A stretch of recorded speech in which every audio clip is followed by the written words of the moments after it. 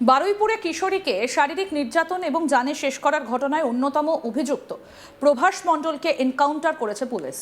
তার বিরুদ্ধে অভিযোগ ছিল পুলিশের আগ্নেয়াস্ত্র ছিনিয়ে পালানোর চেষ্টা করছিল সে। রাজ্যের বুকে এই এনকাউন্টার নিয়ে তোলপাড় পড়ে গিয়েছে। যে নক্কারজনক অপরাধ অভিযুক্ত করেছিল তার সর্বোচ্চ সাজা হোক, এটাই চাইছেন রাজ্যের বেশিরভাগ মানুষ, কিন্তু সেটা আইনানুগভাবে বিচার ব্যবস্থার মাধ্যমে। এই এনকাউন্টার নিয়ে সরব হয়েছেন বুদ্ধিজীবীদের একাংশ। এ নিয়ে এবার রাজ্যের বুদ্ধিজীবীদের বিরুদ্ধে তোপ দাগলেন পঞ্চায়েত মন্ত্রী দিলীপ ঘোষ। তিনি বলেন, এরা বুদ্ধিজীবীর নামে সমাজ বিরোধী, এদের নিজের ইমেজ আর নাম ছাড়া কিচ্ছু লাগে না। যখন অপরাধ হয়েছে তার বিরুদ্ধে আন্দোলন, আবার অপরাধীর সাজা পেলে তার বিরুদ্ধেও আন্দোলন। ডিম এইসব বুদ্ধিজীবীদের মাথায় ভাঙুন, এদের বুঝিয়ে দিন অপরাধী এবং অপরাধের পাশে দাঁড়ানো এইসব মানুষকে সমান ট্রিটমেন্ট দিন। পাশাপাশি তিনি জানান, এনকাউন্টার হয়েছে বাংলায় প্রথমবার, নকশাল আমলে অতীতে হতো। আমরা এনকাউন্টার করতে চাই না, কিন্তু বিহার, উত্তরপ্রদেশে এনকাউন্টার অধিকাংশ ক্ষেত্রে আমজনতাকে শান্তি দিয়েছে। তখন এখানে তৃণমূল সরকার ছিল, যারা অন্য রাজ্যের এনকাউন্টারের বিরোধিতা চালিয়ে গিয়েছে। তারা দুষ্কৃতীদের মাথায় তুলে রেখেছিল। তাই আজ বাংলার এই অবস্থা। বাংলার পুলিশ চাইলে সব পারে, আমরা সেটাই ভুলতে বসেছিলাম।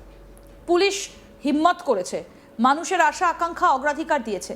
অপরাধে আমরা জিরো টলারেন্স। অপরাধী ধরা এবং পালানোর চেষ্টা করায় নিকেশ করতে দ্বিধা করেনি। অপরাধ দমনে পুলিশের হাত আর কাঁপবে না, সরকার আর পিছিয়ে যাবে না, এটা প্রমাণ হয়ে গিয়েছে। মুখ্যমন্ত্রী শুভেন্দু অধিকারী দেখিয়ে দিয়েছেন কিভাবে স্পটে দাঁড়িয়ে পরিস্থিতি হ্যান্ডেল করতে হয়। বিরোধীরা ওখানে ফটো তুলতে গেছে, আর সরকার কাজ করে দেখিয়েছে। এনকাউন্টার নিয়ে অনেক প্রশ্ন রয়েছে বিরোধীদের। আর কি দেখাবো, আর কি ওরা দেখতে চায়? ছোটবেলায় একটা গান শুনতাম, দেখাবো নাকি? সেই গান ওরা শুনতে চাইছেন। সব কিছুর একটা শেষ থাকে, ন্যাকামোর শেষ নেই ওদের। মাঠের মধ্যে এনকাউন্টার হয়েছে, সেখানে সিসিটিভি থাকবে, ভিডিওগ্রাফি থাকবে। অপরাধী সাজা পেয়েছে, তাতে ওরা খুশি নয়। কি চাইছেন? অপরাধীদের বাঁচিয়ে রেখে ট্রায়ালের পর ট্রায়াল চলবে? এই সুযোগ ওদের দেব না। কি বলেছেন পঞ্চায়েত মন্ত্রী দিলীপ ঘোষ, আসুন শোনাই। আমি বলবো, এই যে নামগুলো বললেন না, বুদ্ধিজীবী নাম, এরা সমাজ বিরোধী। আমার মনে হয় এই যে অপরাধ বেড়েছে সমাজে, অপরাধীদের পেছনে এই কমিউনিস্টরা, এই বুদ্ধিজীবীরা চিরদিন দাঁড়িয়েছে। এরা নিজের খালি ইমেজ, নিজের নাম ছাড়া কিছু চায় না। যখন অপরাধ হয়েছে তার বিরুদ্ধে আন্দোলন, আবার অপরাধীকে সাজা দিলে তার বিরুদ্ধে আন্দোলন। আমি বলছি যে ডিম যেখানে সেখানে নষ্ট করবেন না, এই বুদ্ধিজীবীদের মাথায় ডিম ভাঙুন, বুঝিয়ে দিন এরা সমাজ বিরোধী। আর যদি সেরকম হয়, এরা এর বিরুদ্ধে দাঁড়ান, যে অপরাধী এবং যে অপরাধীকে সাহায্য করছে, সমর্থন, দুজনকেই সমান ট্রিটমেন্ট করা হয়। দেখুন, এনকাউন্টার হয়েছে পশ্চিমবাংলায় সম্ভবত প্রথমবার, নকশাল আমলে হতো। আমরাও এনকাউন্টার করতে চাই না, কিন্তু তখন যখন ইউপি বিহার এনকাউন্টার হচ্ছিল, আজ সেখানকার মানুষ শান্তিতে আছেন। তখন এখানকার যারা সরকার ছিল, টিএমসি, আমরা এনকাউন্টার চাই না বলতে বলতে সমস্ত দুষ্কৃতকারীদেরকে মাথায় তুলেছিল। তাই আজকে ওই অপকর্মগুলো হচ্ছে। পশ্চিমবাংলার পুলিশও চাইলে সব কিছু করতে পারে, এটা আমরা ভুলে গেছিলাম। সেজন্য পুলিশ হিম্মত করেছে, মানুষের আশা আকাঙ্ক্ষাকে সামনে রেখে। আর অপরাধের ব্যাপারে জিরো টলারেন্স, এটা আমরা বলেছি। এটা যেমন 24 ঘন্টার মধ্যে অপরাধীদের ধরেও নিয়েছে, আর যখন পালাবার চেষ্টা করেছে, উৎপাত করেছে, তার উপরে গুলি চালাতেও দ্বিধাবোধ করেনি। সেজন্য অপরাধ দমনে পুলিশের হাত কাঁপবে না, সরকার পিছিয়ে যাবে না, এটা প্রমাণ হয়েছে। এবং মুখ্যমন্ত্রী হিসাবেও শুভেন্দু অধিকারী দেখিয়েছেন যে নিজে স্পটে দাঁড়িয়ে কি করে আইন শৃঙ্খলাকে ঠিক করতে হয়। সরকার যেমন, বিরোধীরা ফটো তুলতে গেছেন, এবং সরকারের মুখ্যমন্ত্রী, মন্ত্রীরাও গিয়ে স্পটে পৌঁছে সাধারণ মানুষ সহ আন্দোলনকারী থেকে পীড়িতার পরিবার সবার সঙ্গে কথা বলেছেন। একটা সরকারের এটাই হওয়া উচিত। অপরাধ বেড়ে যাচ্ছে দুনিয়াতে, রাতারাতি বন্ধ হবে না, কিন্তু সরকার যদি সচেষ্ট হয় অনেক কিছু হতে পারে। সেটা বিহার, ইউপিতে আমরা দেখিয়েছিলাম। আজ পশ্চিমবাংলায় সেই পিরিয়ডটা শুরু হয়েছে। বুধবার কালীঘাটে মিছিলের পর বিশৃঙ্খলা সামলাতে গিয়ে কার্যত মেজাজ হারাতে দেখা যায় তৃণমূল নেত্রী তথা প্রাক্তন মুখ্যমন্ত্রী মমতা ব্যানার্জিকে। দলীয় এক কর্মীকে থাপ্পড় মারতেও দেখা যায় তাকে। এছাড়া মমতার বাড়ির সামনে ফাইল চোর গান বেজেছে। এ নিয়ে দিলীপ ঘোষ বলেন, কাল মাননীয় একজনকে থাপ্পড় মারলেন, ওনার তার কেটে গেছে। এতদিন কয়েকটা তার কাটা ছিল, কাল দেখলাম সব তার কেটে গেছে। ক্ষমতায় থেকে চোখ রাঙানো যায়, বিরোধী থেকে ধৈর্য ধরতে হয়, শুধু ড্রামা করলে হয় না। এতদিন ড্রামা করেছেন, আপনি লড়াই করুন। আমরাও তো লড়াই করেছি, আমাদের রাস্তায় আটকেছেন, গাড়ি ভেঙেছেন, খেলা হবে গান মাইকে বা ডিজে দিয়ে বাজিয়েছেন, সেগুলো ভুলে গেলে চলবে না। কাল আমাদের ছেলেরা একটু গান টান বাজিয়েছে, নাচ টাচ করেছে। জিতেছি, আমরা একটু নাচবো না? তোমার বাড়ির বিছানায় গিয়ে তো নাচিনি, যদি প্রয়োজন হয় সেটাও করব। একনিষ্ঠ এবং দুর্দিনে পাশে থাকা এক বর্ষিয়ান কর্মীকে প্রকাশ্যে থাপ্পড় মেরেছেন মমতা। দিলীপ ঘোষ বলেন, মমতা চিরকাল লোকজনকে ব্যবহার করেছেন, মানুষকাল প্রকাশ্যে দেখলো ওনার আর ধৈর্য নেই।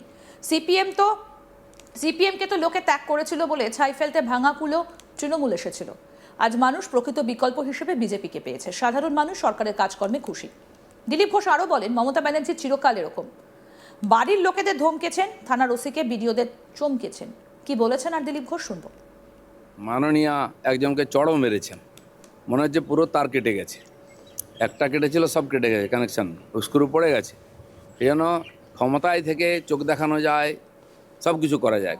বিরোধী থেকে যদি আন্দোলন করতে হয় ধৈর্য লাগে, মানুষের কথা বলতে গেলে পেশেন্স লাগে, খালি ড্রামা করলে হয় না। একদিন ড্রামা করেছেন, যেখানে সেখানে বসে নাটক করেছেন। লড়ুন আপনি, আমরা তো লড়ছি, আপনার বিরুদ্ধে লড়েছি। আমাদেরকে রাস্তায় আটকানো হতো, গাড়ি ভাঙা হতো, আর যেখানে আমরা প্রোগ্রাম করতাম সেখানে মাইক লাগিয়ে দিয়ে খেলা হবে শুনেছি তো আমরা 5 বছর 7 বছর। সেগুলো ভুলে গেলে কি করে চলবে? আমাদের ছেলেরা যদি একটু গান টান গিয়ে নাচ টাচ করে, তা ওদের কষ্ট হচ্ছে কেন? জিতেছি ওটা নাচবো না? তোমার বিছানায় তো নাচিনি আমরা, গিয়ে বাড়ির সামনে নেচেছি, দরকার ওটাও করবো। এই যে রিকনস্ট্রাকশন এর টাইম নিয়ে অনেক প্রশ্ন উঠছে। প্রথম কথা হচ্ছে, ক্রাইমটা হয়েছে দিনের আলো, রিকনস্ট্রাকশন নাকি হতে চলেছিল মাঝরাতে। সেই রিকনস্ট্রাকশনের পরে উনি অর্থাৎ প্রভাস, তিনি বন্দুক কেড়ে নিয়েছেন। এই যে যাবতীয় যে গল্পগুলো বা যে তথ্যগুলো বলা হয়েছে, তার সাপোর্টিং কোনো সিসিটিভি বা ক্যামেরা ফুটেজ সরকার দেখায়নি বলে বিরোধীরা সমালোচনা করছেন। আর কি দেখাতে হবে ওনাদেরকে? কি দেখতে চান? আমরা গান শুনতাম ছোটবেলা, একবার দেখাবো নাকি? সেই গানটা কি শুনতে চাইছেন ওনারা? সব কিছু একটা শেষ থাকা, নক্কারজনক করছেন, ন্যাকামের শেষ থাকা উচিত। মাঠের মাধ্যমে করতে গেছে, ওখানে সিসিটিভি ক্যামেরা, ওখানে ভিডিও রেকর্ডিং থাকে নাকি? পুলিশ যখন নিজে অপরাধী সাজা পেয়েছে, বাকিরাও পাবে, তাতে খুশি নন ওনারা? কী চাইছিলেন? অপরাধীকে বাঁচিয়ে রাখা, ট্রায়াল চলবে, ওনারা রোজ গিয়ে ড্রামা করবেন কোর্টের সামনে, এই সুযোগ আমরা দেবো না ওদেরকে? কাল থেকে ওরা বলতে শুরু করেছে 2029-এর দেখা হবে, তাদেরকে দেখিয়ে দেবো যে আমরা 29 অনেক দূর, ততক্ষণে পার্টিগুলো থাকবে কিনা সেটা ভাবুন। বলুন। মমতা বন্দ্যোপাধ্যায়ের পাশে তো এখন কেউই নেই, তার নিজের বিধায়কদেরই 65 জন বা 62 জন তারা নেই। এই অবস্থায় মমতা বন্দ্যোপাধ্যায়ের পাশে এখনো একনিষ্ঠ যে সমস্ত কর্মীরা রয়েছেন, তার মধ্যে একজন বর্ষিয়ান কর্মী, আমার মধ্যে টাকমাথা চশমা পরা, তাকে মমতা বন্দ্যোপাধ্যায় কালকে প্রকাশ্যে থাপ্পড় মারছেন। এটাই হয়েছে। মমতা ব্যানার্জি চিরদিন লোককে ইউজ করেছেন, ফেলে দিয়েছেন। যারা যাওয়ার জায়গা ছিল না, যাদের কাছে ফেসে গেছিলেন, তারা একে চলে গেছেন। প্রকাশ্য তো দেখলো মানুষ যে ওনার ধৈর্য সংযম কি। চিরদিন ড্রামা করে চালিয়ে গেছেন, মানুষের কাছে বিকল্প ছিল না। সিপিএমকে লোকে বহিষ্কার করেছিল, তাই বাধ্য হয়ে ওই ছাই ফেলতে ভাঙাগুলো চলছিল। আরও আপডেট পেতে দেখতে থাকুন আজ তাক বাংলা, সাবস্ক্রাইব করুন।